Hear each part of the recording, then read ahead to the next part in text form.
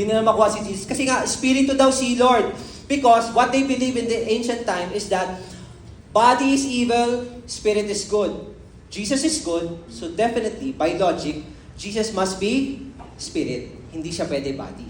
So isa yun sa mga pinaniniwalaan nila. Another belief na pumapasok sa simbahan ng mga panahon na yon is that salvation, yes, Jesus, good. No problem. Okay lang, believe kayo kay Jesus. Sige lang, tanggapin niyo si Lord. Pero, kulang siya. Yun naman ang isa sa mga pumasok.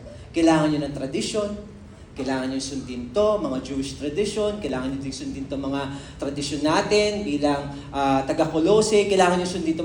So parang may mga kakilala tayong ganon. Hindi yung katabi mo at hindi rin ikaw yun. Okay, yung parang, okay naman ang Christianity. Pero para sure, yung blessing natin, maglagay ka rin ng gumaganon. Okay, maglagay ka rin ng mga picture-picture dyan para talagang lahat ng swerte. So, I mean, it has been there since the ancient time.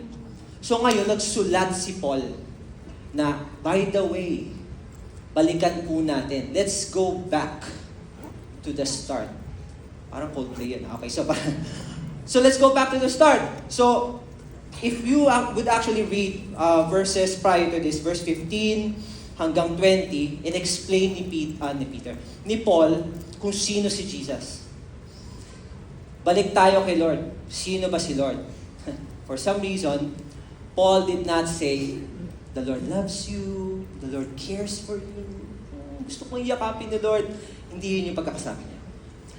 What he mentioned, Paul mentioned, okay, nagkakagulo na yung simbahan nun sa Colossae. What he mentioned is that, verse 15, can you look at your Bibles? Okay lang ba? Para nakagano ka.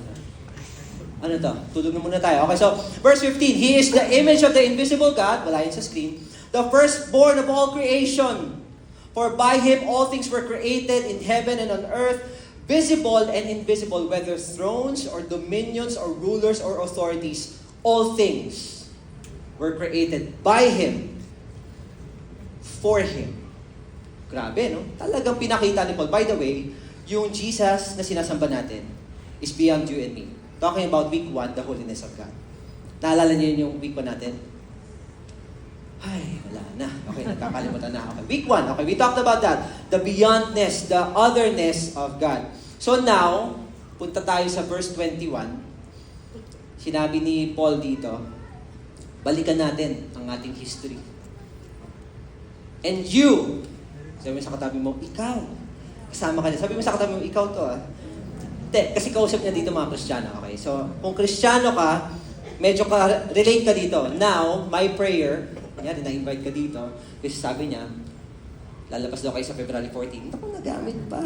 Okay, yung mga ganyan. So, parang, sige na, atin ka ng church para labas tayo ng 14. Parang, it's a good deal. Okay, so, and then you feel like, pagdating sa Christianity, hindi ko alam, I'm not sure about it.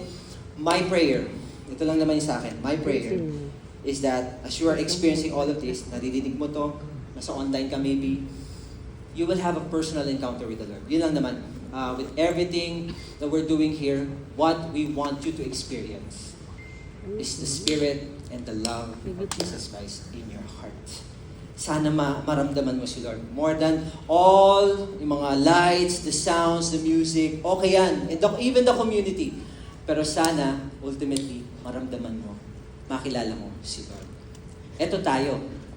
And you, who once were alienated.